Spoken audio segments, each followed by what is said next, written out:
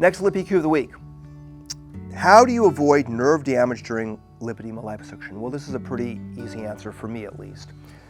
It goes back to what I call the safe plane. So how I avoid nerve damage is staying in that safe plane. And that safe plane is between the skin, the dermis, and the connective tissue sheet over the muscle.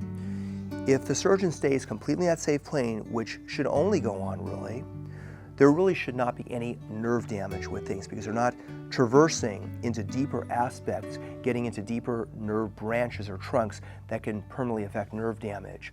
Sometimes patients afterwards will have some temporary reduced sensitivity because the sensory nerves can get, the branches get reduced with the surgery itself, but that always comes back in my experience. So I have never, ever in 27 years cause nerve damage or see nerve damage in my patients because I stay perfectly in that safe plane with things. So that's how I avoid nerve damage.